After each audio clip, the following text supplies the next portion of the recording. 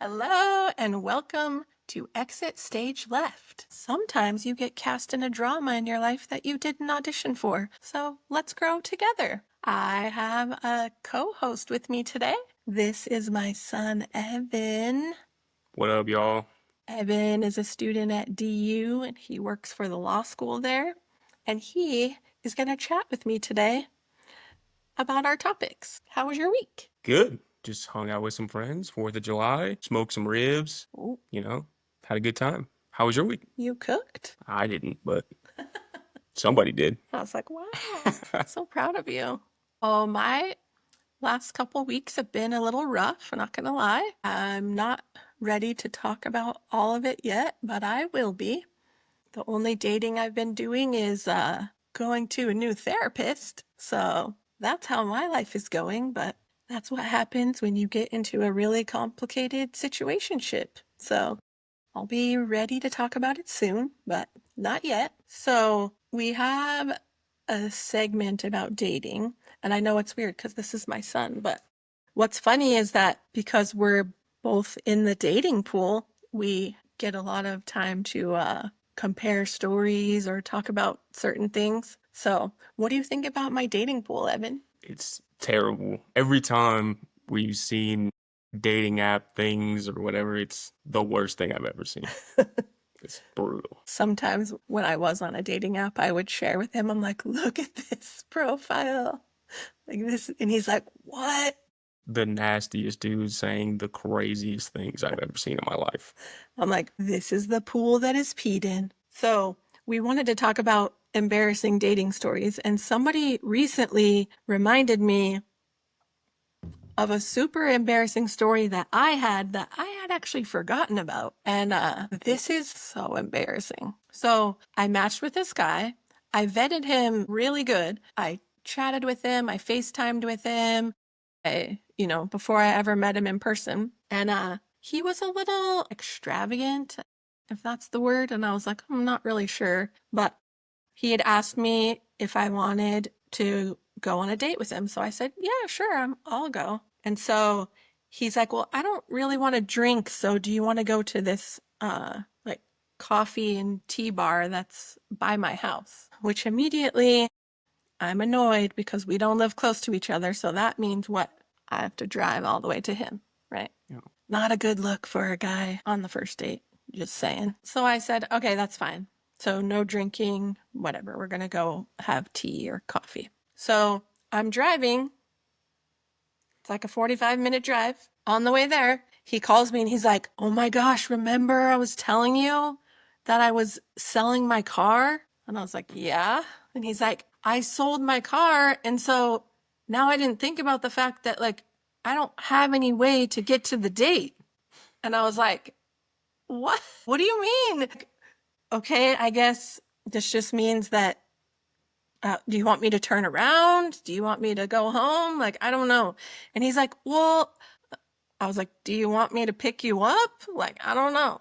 So he's like, yeah, I mean, yeah, you can just pick me up and then we'll go over to this place. And I was like, okay. I was like, if you don't want me to know where you live, just like pick a corner or something of some streets and I'll get you. And he's like, oh no, it's fine. Like, whatever. And so then as I'm driving, I'm like 5 minutes and he goes, I mean, since you're coming to my house anyway, like we could just have coffee at my house. I was like, oh, here we go. This was early in my dating, by the way. So I would never do this now, but this is the dumbest thing I've ever done. So I was like, okay, like, I guess. So I go to this dude's apartment. First of all, his apartment is completely decked out in like old Victorian furniture. And he's like very proud of this furniture. Mhm. And I was like, cool. Like, I don't know.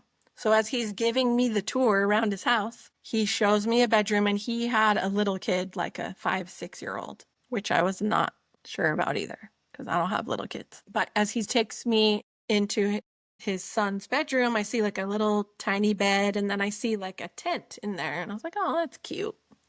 Must be like a little play place for his son. Shows me the rest of the place, whatever. He did make me one of the best cups of coffee I've ever had in my life. So that was the highlight of the night, I'll tell you that. And So we're just sitting around chatting over coffee. And he's like, what do you want to do? And I was like, I mean, I don't know. I was just trying to get to know you, whatever. And he's like, we could go in the infrared tent. And I was like, What? the what? And he's like, yeah, that tent in my son's room, that's an infrared tent. And I was like, I don't even know what that is. I have no clue what this is. And he's like, oh, it just has all these benefits. Like it, helps build up the cells in your body, whatever, build up the red blood cells, white blood cells, whatever. I don't even remember what the real stuff is. And I was like, oh, okay, it's a tiny little tent. I was like, do you go in there alone? Like, I don't know. And he's like, it does work best with no clothes on. This guy, sweet game, man. And I was like, well, that's not happening. Like, I'm not getting naked in front of you to go in this tiny tent. And then I was like, oh my God, he might try to murder me. I don't know what's going to happen. So he says, well, if you feel uncomfortable, like you can just go in your bra and panties. And I was like, okay. I did not say no. Okay, I did not say no. And then I get so nervous that I'm like, what, we're just going to get in there. And he left his boxers on too to make me feel comfortable. But yeah, because that was I was a not bridge comfortable. too far at that point. So embarrassing, dude. Okay. So then I was like, I'm going to take my phone in here because I don't know. Have you ever been in an infrared sauna? I don't think I have. I've only ever been in like dry saunas and things like that. So you like go into this tent and you close it and you turn on this heat lamp and you just start dripping sweat, right? So this is not a good look, right? This is like, and so I'm wearing a bra and panties and I'm sitting in there so nervous and he comes and sits in and closes the thing and I was like, I'm gonna get trapped in this thing and get burned to death. Like I'm just so nervous and I have my phone and I'm sitting there and we're just chatting, whatever, trying to act like everything's normal. And at some point, like I look down at my phone and he grabs my phone and throws it out of the tent. What? And I was like, oh, I'm gonna get murdered. And no, I did share my location with a couple of friends before. And I was like, if you don't hear from me in the next hour, then send everyone to come find me. He did not make a move on me. He didn't do anything. We stayed in there for like, I think it was like 30 or 40 minutes. And literally, you're just dripping sweat. And I'm like, now what? I'm supposed to like get back in my clothes? Like I'm in a soaking wet bra, soaking wet underwear. And he's like, you can use my sun shower. I'm going to go shower in my bathroom. And I was like, okay. What in the world? I shower, I get dressed in my wet undergarments, and I say bye to him and I leave. Like, no kiss, nothing. Like, it was just such an embarrassing story. And when I left, I was so mad at myself. I was like, what did you just do? What in the world? So we call him infrared sauna guy, my friends. But this gets worse. So I'm like, we just never talked to each other again. And so one day I'm sitting at work at my desk and all of a sudden he comes in with one of my coworkers and they're like, hey, No this shot. is so and so, his name. And I was like, oh. And he's like looking at me and I was like, he's like acting like he doesn't know me. I was like, oh, we've met before. And he's like, we have. And I was like, yeah, I've been in your infrared sauna in your house before. And he's like, oh, so I got to meet him again. And he kept coming and working in my office. And it was not uncomfortable at all. Clearly. Yikes. It definitely was. Moral of the story for dudes out there is don't have a car and then just invite women over to your place and that'll work every time. No, don't be dumb as me. Do not be as dumb as me. Yikes. Embarrassing. Did you know that story? I did not know that story. Well, you do now. If anyone questions the closeness of our relationship, there you go. That was too embarrassing to even tell my kids about. Okay. Do you know what love bombing is? I'm familiar, but Do expand. Don't talk so what? much. I don't know. Do you know what it is? I am familiar with what it is. I don't know like the definition of it. I'm sure you can enlighten me. So, this is an important thing that people need to know about, especially if you're new to dating, because this is something that I didn't know anything about and I did not recognize it when it happened to me. So, love bombing is a form of emotional manipulation where someone showers you with grand gestures of texts and gifts and declarations of love and constant attention, and it's too soon and too intensely. It creates a false sense of intimacy and attachment before a genuine bond can develop. So, how do you spot love bombing? So, the relationship feels like it's just moving way too fast. The talk of like being soulmates or future plans or intense commitment within like days or weeks. You're being constantly contacted, texting, calling, DMing you at all hours of the night. They could give you lavish gifts or romantic gestures that show up like very early on. And you feel pressure to reciprocate the affection, even if you're not sure of your feelings yet. And so, why do you think that people would do this? I'm going to tell you. So, it can be a symptom of narcissism or of somebody that has a really insecure attachment style. So, a way to fast track control before the other person has time to evaluate the relationship. So they try to assert themselves really fast and overtake the relationship. Sometimes it's totally unintentional, just driven by anxiety or a need for connection, but it can still be super harmful. So this happened to me when the first person that I dated after I got married. And so how it feels to be love bombed is at first it feels like super intoxicating and flattering, like you finally found the one, like someone that just loves you back so much. But over time, it really starts to feel suffocating, overwhelming, or confusing. So you might start like doubting your instincts because the affection was so intense early on. And so there's a difference between love bombing versus healthy affection. So healthy affection grows over time and it respects boundaries. Love bombing often ignores your comfort level and it pushes you past your pace. In healthy relationships, love is shown through consistency and care, not intensity. So, what happens after the love bombing phase? The bomb is often followed by devaluation, like criticism or withdrawal or manipulation or emotional abuse. It can lead to trauma bonding with somebody where you become attached through the cycles of high and low emotional experiences. In my case, I had no idea what love bombing was. I didn't even know how to date. I didn't know what any of these things were. It was a classic love bombing situation where he attached onto me super fast and within the first 2 weeks was like, I think I'm falling in love with you, and I was like, oh, what?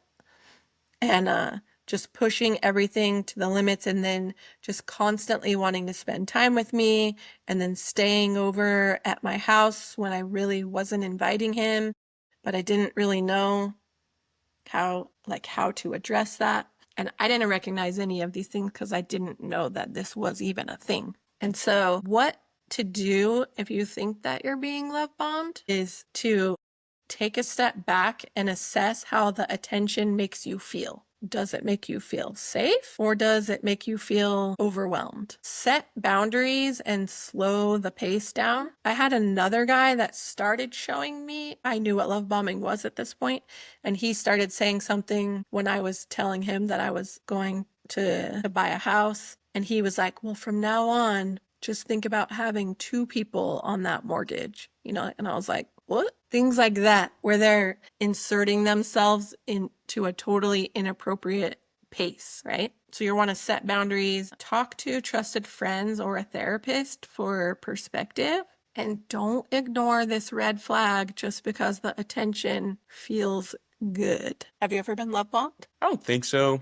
I've always been kind of a long-term relationship guy anyways, and so my relationships progress pretty slow. So I don't think so. It doesn't really work on me. Like it kind of, if you throw a ton of attention at me right away, like I kind of just back away. So it's not the best way to get close to me. I don't know if love bombing is even like a thing that young people do.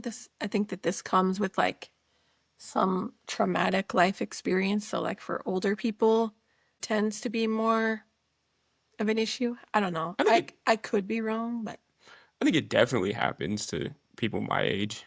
I've been watching Love Island with my sisters, and there's a huge thing that goes on during Love Island about someone season who 6 or loved on 7? set, the 7. new one. I haven't gotten to it yet. Yeah, I'm watching 2, but I am behind them. but there's a classic case of love bombing that goes on. And they're in their 20s, right? Yeah, they're the same age as me. Okay. So yeah, just be aware of it and just know that it's a thing and just know that it's really unhealthy if somebody does this to you. That is not love when somebody attaches themselves to you that fast and just overwhelms you. So just know that it's something to be aware of and that it's out there and that people do this. I think the guy who did it to me, I was in a relationship with him for almost 4 years and he continued to do it to me over and over through the relationship. And I can look back at it now and be like, oh, such a glaringly obvious red flag that I had no clue about. So just be careful. On our last episode, when we were talking about intimacy, we were talking about our next topic, which I wanted to discuss further. So this is talking about purity culture. So what is purity culture? Do you know? I don't know. I mean, I know that it has to do with abstaining from sex. Okay. So the definition is that purity culture refers to a belief system most prominently found in conservative evangelical Christian circles that teaches abstinence until marriage as the highest standard and a moral behavior. It often frames sex as something inherently dangerous, shameful, or sinful outside of a heterosexual marriage. So the core messages of purity culture is that your worth is tied to your sexual purity, especially for women. Virginity equals value, sex equals damage. So I think that this comes back around to our body count discussion. And what do you think about body count, Evan? I think that if you're worried about body count, you should get laid. That's what I think. It does not matter. It should not matter. If you're worried about it, you should get laid more. So you don't care what girls' body counts are. Not even a little bit. Why is that? Because it happened before me. Like anything that happened before me is out of my control. Like why should it matter? It has nothing to do with me. So who cares? Okay. I've had experiences before people. They've had experiences before me. Why should it matter? Okay. Another core message of purity culture is that men are visual and sexually driven, and that women are responsible for modesty and setting boundaries. What do you think about that? I think that that sucks. I think that that's antiquated and lame. I think that people express themselves how they want to express themselves, and these broad generalities of what men and what women should do are, they no longer apply, and I don't know that they've ever applied before. Lust is sinful and desire is suspicious. Mm. And sex is a reward for waiting, not a mutual exploration. So I did raise my kids in a super conservative, extreme religion, and we stayed there until Evan was 12, I think I was, yeah. 12, 13. So we both have experience in dealing with this. Obviously, I was in for 40 years, so I have quite a bit of experience in dealing with this. It has had a huge effect on me and how I have felt about myself and the shame. So, how did your upbringing shape your beliefs about sex? I mean, growing up, in our religion, like it was always taught to us that that is the reward for waiting or whatever. And I always questioned, and I still question people that believe these kinds of things for, like, how do you get married to someone without knowing? Like, it's a huge part of a relationship. And to not know, like, whether or not you like this person on that sort of intimate level is sort of baffling to me. It's crazy to think that you'd marry someone without test driving it. Right. It's like the most important part of your relationship. Yeah. because you don't do it with anyone else Right. if you're monogamous. What do you think is the difference between sexual ethics and sexual shame? Sexual ethics. I mean, I guess that would just have to do with. Oh man, that's gonna stump me. So I don't know what the answer. I think sexual ethics is like having rules, having boundaries, having things that you are allowed to consent to or not, saying, yes, I'll do this or no, I won't do this or whatever. Yeah. And creating boundaries around things that you do or don't want to do. Naturally occurring things that you decide. Sure. I guess not naturally. That would be.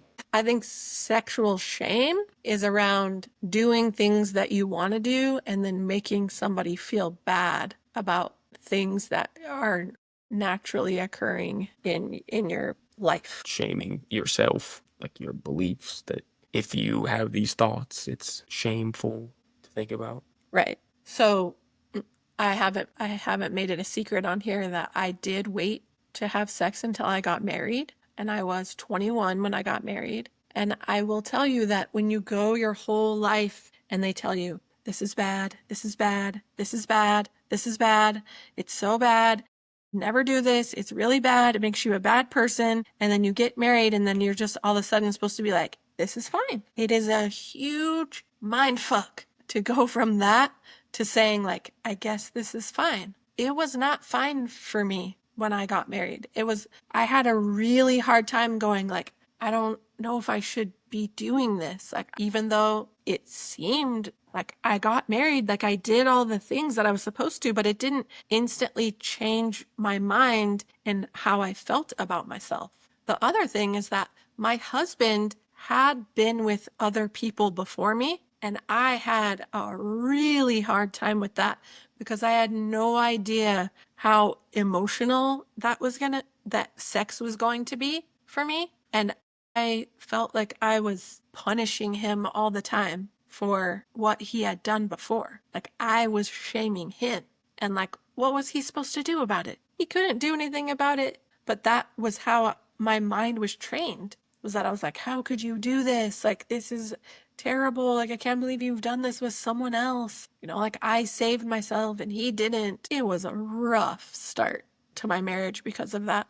And just a really, really rough transition from this is not okay to this is okay. Have you ever felt like sex made you less than in someone's eyes or your own? No, it makes me feel like I'm on top of the world. So see, we already undid all of your shame. Is good. Yeah, I mean, I never cared for it. So. I mean, we've been out for 10 years. Right. But yeah, by the time I was of age to really know what it was, I knew that I was going to get after it. No. Okay. What's the emotional cost of learning that your body is bad or that your desire is dangerous? I mean, I'm glad that you don't know any of I this. have no. It makes me so happy that you don't know any of this. This is obviously just something, and obviously this has been talked about on this podcast before, about that women hold more value the less people that they've slept with. And I just think that that is a super shameful thing to tell women. And I don't think that any of that matters. I mean, I think as long as you are being safe and that you are consenting to things, that you can do whatever you want. And if someone doesn't like it, then good. It's also a message that's perpetuated by wildly insecure men who are not confident in their ability to take care of the people around them and understand people on the level that they should understand them. And so they shame people to try to get on their level. It's a projection of insecure people. So, the impact of purity culture is that it gives you an internalized sexual shame. So, people feel dirty, broken, unworthy after having sex, even in healthy, consensual contexts. Like I said, I got married, I was doing all the things. I still felt so shameful about it. And I know that I'm not the only one that this happens to because, I grew up around all these other people who were doing the same thing. And I know that I am not the only one that felt that way. Desire becomes something to suppress It's not something that you're supposed to understand or enjoy. And so it is always in the back of your mind that you're doing something bad. And it's really hard to enjoy your sex life when that is in the back of your head all the time. You have a difficulty with sexual expression. Many people raised in purity culture find it hard to switch from no to yes, like I said, even after marriage or committed relationships, as I just said. Anxiety, guilt, and disconnect during sex are common outcomes. This is usually a gendered burden because, as we've talked on here before, we know that women tend to emotionally connect more during sex than men. It can be more transactional for them and they don't get as attached as women. So women often carry the emotional weight of being the gatekeeper of sex, right? It's been said on this podcast before that women are the gatekeepers of sex and men are the gatekeepers of marriage. So men may be taught that they're unable to control their urges, which excuses poor behavior, and it can cause relationship damage. Shame can create emotional distance, fear of intimacy, or a performative approach to sex, and some avoid relationships altogether just to protect themselves from a temptation. So I do just want to quickly talk about how you can kind of deconstruct sexual shame if this is something that you're going through. I obviously had to do this. I did read a lot of books about this. There's a lot of really good things out there. You want to recognize the roots, understand that where these beliefs come from, whether it's religious or your family or your community,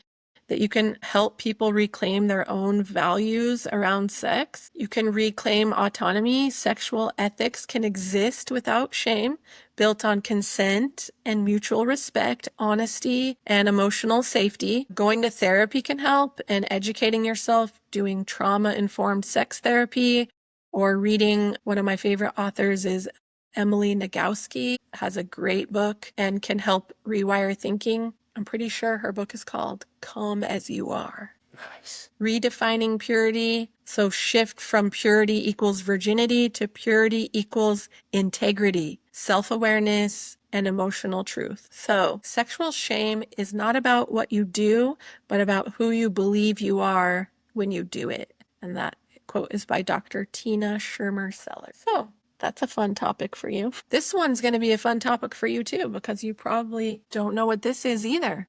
But that's okay. Okay. Thanks for sitting next to me. That's why we're here. Do you know what sleep divorce is? I do know what sleep divorce is only because I just recently met a couple who are sleep divorced at a Rockies game. Older couple? No, they're the same age as me. Well, they're a couple years older than me.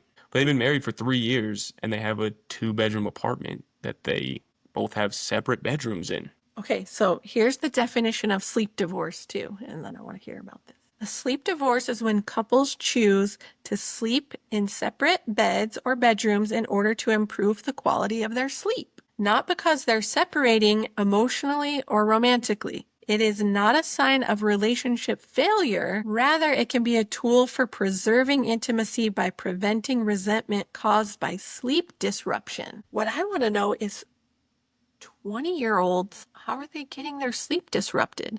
I don't I don't know like really allude to that much. I mean, it really was about like a difference in scheduling. And so I think that that was probably it, is that, the guy worked like graveyard shifts Oh, okay. and his wife was working Days. days or whatever. And so he would come home early in the morning when she was still asleep or whatever, just waking up. And so they just had separate bedrooms so that their schedules didn't interrupt each other. Okay, I mean, that makes sense. Yeah. Yeah. I mean, it wasn't like, I guess it's not sleep divorce to that exact definition, but it still is two I mean, different it is. places when you're in a relationship. Yeah. Why it's becoming more common. So, increased awareness of the importance of sleep for mental and physical health. Sleep studies show that even brief disruptions like snoring or tossing and turning can reduce your REM and your deep sleep. With more couples working different shifts or parenting young children, individualized sleep routines have become a necessity. I've never done this. My husband snored so bad too. So bad. But I always say sleeping is my superpower. So I've never had a problem sleeping. And so I never had to go into another room. But yeah, he was a big time snorer. And we were constantly having little kids in our bed all the time when you guys were little. We took turns on who was sleeping and who wasn't. So is sleeping apart taboo? I don't think it's taboo necessarily. I mean, I think it just is about what makes sense for you. Like if it makes sense for your relationship and that's what you've communicated to each other, it makes sense. Do it. Many couples fear that it signals relationship problem, but some experts argue that quality sleep equals better sex, better moods, and better connection. Without a doubt. I don't play about my sleep. And when you're deprived of sleep, you're not a happy person. Most people aren't happy people. Right. So that makes sense. Can sleep divorce actually strengthen your relationship? Couples report fewer arguments, more appreciation for alone time, and intentional intimacy. I guess like scheduling your sex still? Not a fan.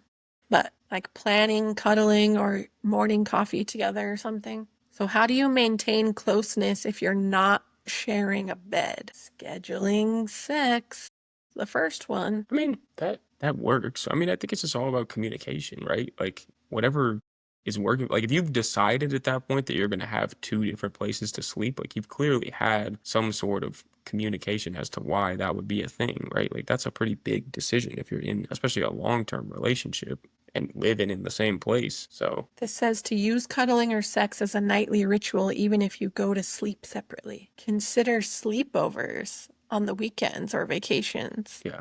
That was the other thing I was going to say is it doesn't stop you from sleeping in the same bed or what. I'm not shaming anyone who does this. I just don't ever want this. I don't. It makes sense. I mean, but there are some people I've been with women who like are very serious about like I need my alone time. Like you can't just be up on me all the time. And these kinds of In the things are middle. things that I think would work for those people. Like I'm the same way. I really like to be with the person that I'm with always, but Does it work for everyone? Not all couples benefit from this setup. For some, co sleeping is a key part of their emotional bond. It's all about open communication and testing what actually helps both partners feel rested and connected. So, do you know what a money divorce is? I'm assuming this has to do with keeping your finances separate. Ding, ding, ding. We have a winner. A money divorce happens when couples keep their finances entirely separate.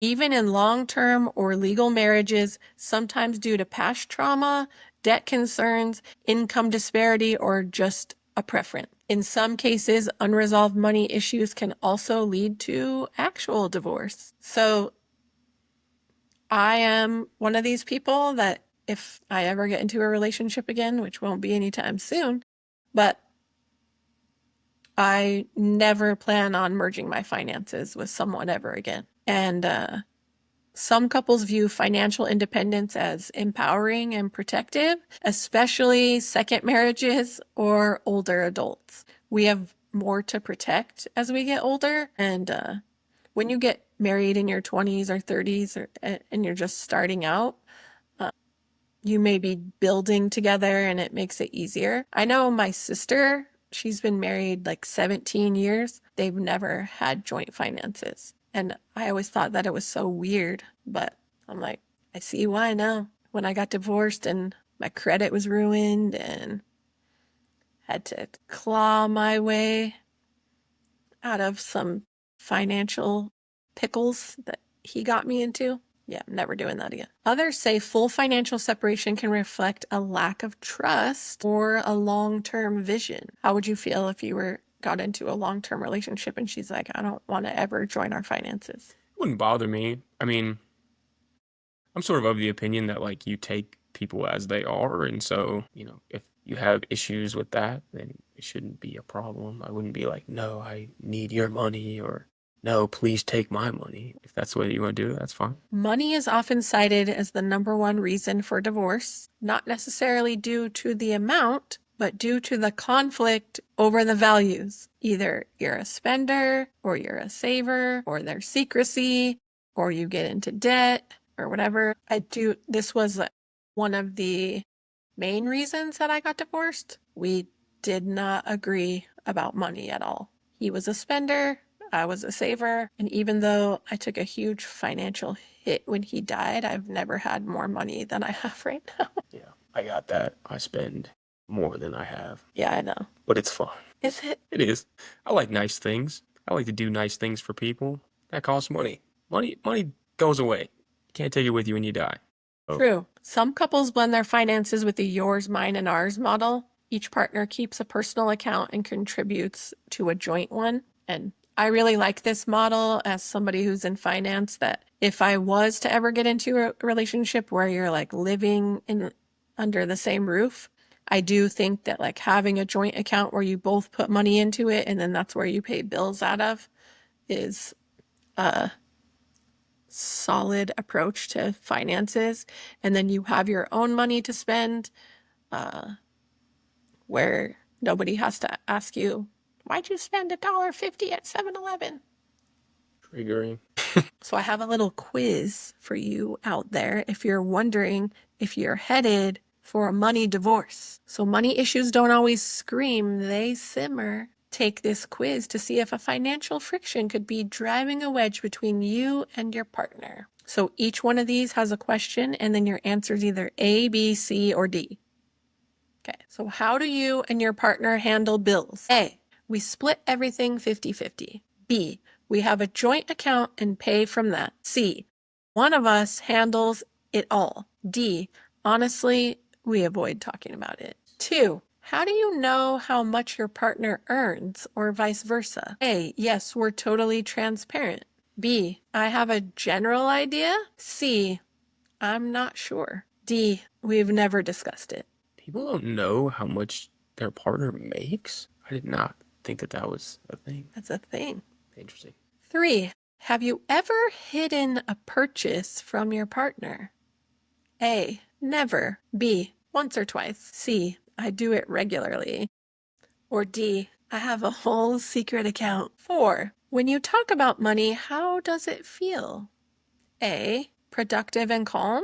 B, a little tense, but we get through it. C, it usually ends in an argument. Or D, we don't talk about it. And number 5, if one of you lost your job, what would happen? A, we'd have each other's back financially. B, we'd make some adjustments. C, we'd probably panic and blame each other. D, no idea. We've never discussed it. All of your answers are D. Please talk to each other.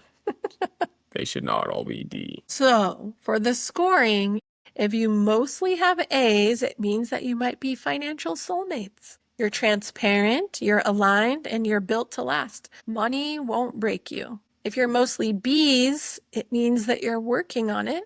You're mostly on the same page and you could benefit from deeper conversations and planning. Mostly C's, this is a warning sign. Hidden spending, blame, or imbalance may be driving emotional distance. Time for an honest talk. And mostly D's, this is a money divorce in progress. Avoidance is your strategy, but it won't work forever.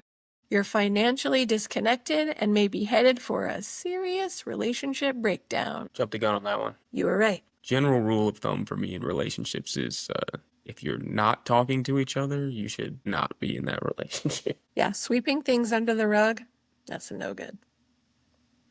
So, what about a prenup? We've talked about this before. Do you know what a prenup is, Evan? I do know what a prenup is. You can read it. I'm not. Okay. A prenuptial agreement is a legal contract signed before marriage that outlines how finances, property, and debts will be handled in the event of a divorce or death. It can cover assets, income, debt, spousal support, business ownership, and even pet custody in some states, which is very important. As I've talked about on here before. Take care of those fur babies. Your favorite. So, what do young people think about prenups? I mean, I think in general, like a prenup is for people who have something to lose, right? And so if you're, generally in the same way financially, then there's probably no reason for a prenup. But if there's a huge, discrepancy between who has more or whatever, there's probably a likelihood that you should get a prenup.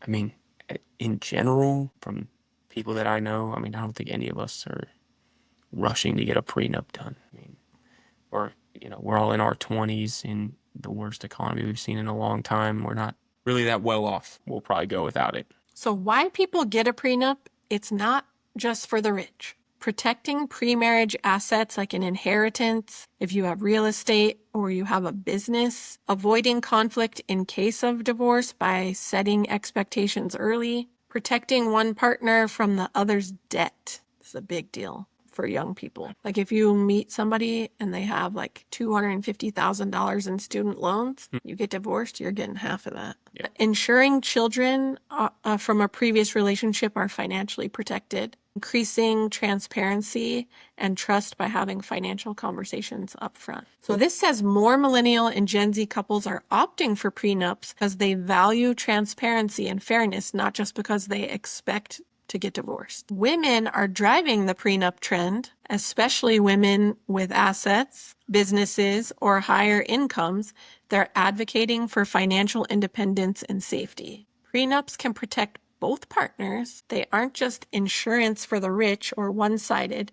Prenups can also include terms for spousal support or ensure care for the lower earning partner. Without a prenup, your state writes one for you. So, especially if you live in a default state, laws that may not align with what you and your partner think is fair, it's going to decide it for you. And prenups can include more than money. Some couples add lifestyle clauses about infidelity, privacy, your dog. These are not always enforceable, but they do speak to the values and the expectations. And controversial or emotional angles. So a lot of people say like, well, if you love me, why are you planning for us to break up? This is what I said before, is that I don't want to start my marriage planning how it's going to end. I don't think that that's a good way to go about it. Prenups force couples to confront the idea that love and practicality can and should coexist. Are prenups unromantic or empowering? Some say they signal distrust. Others see them as a mature, clear-headed way to protect each other. And what happens if you don't have one? Your divorce can be messier, longer, more expensive, especially if there's conflict over properties or debt. Some quick stats about this. 2023 Harris poll found that 42% of millennials support the idea of prenups, up from 28% in 2010. 15% of couples who married in the last 5 years report having a prenup. Financial disagreements are the top 3 causes of divorce, and prenups may help reduce that tension. So financial compatibility is as important as emotional compatibility. Couples often underestimate how much financial values like spending habits, saving goals, and views on debt affect long-term satisfaction. Differences don't have to be deal breakers, but they do need to be addressed early. Example question to ask: are we spenders, savers, or one of each? How does that show up in our daily lives? Power dynamics and control around money. My dog is barking. He wants to know if he's in the prenup. Money can become a tool of control in relationships, especially if one person earns significantly more or handles all the finances. Healthy relationships build transparency and joint decision-making even when incomes are unequal. Watch for red flags like financial gaslighting or one partner withholds access to money or accounts. The hidden emotional baggage of money. People carry childhood experiences, trauma, or shame around money that can quietly shape relationship dynamics. So talking about early money messages, for example, like we've never had enough, or we never talked about money, or whatever, can help unpack unspoken expectations or fears. These stories often drive behaviors like overspending, hoarding, or anxiety around joint account. Merging versus separating your finances. There's no one size fits all. Some couples fully merge their finances, others keep things separate, and many do a hybrid. What matters most is clarity and mutual agreement. Resentment usually stems from unspoken expectations and not the setup itself. A good litmus test is, does our financial system feel fair, respectful, and transparent for both of us? So, I hope that you all learned something today. Thank you, Evan, for coming and sitting next to me today. Evan really encouraged me to continue my podcast and made me so happy because I want to keep doing it. So I hope that you all can open up your heart and your mind and do something that gives you some new experiences and work on your relationships with your friends and your family. And who knows, maybe you'll find someone new to date. Thank you for listening. I'll see you guys next time. Bye.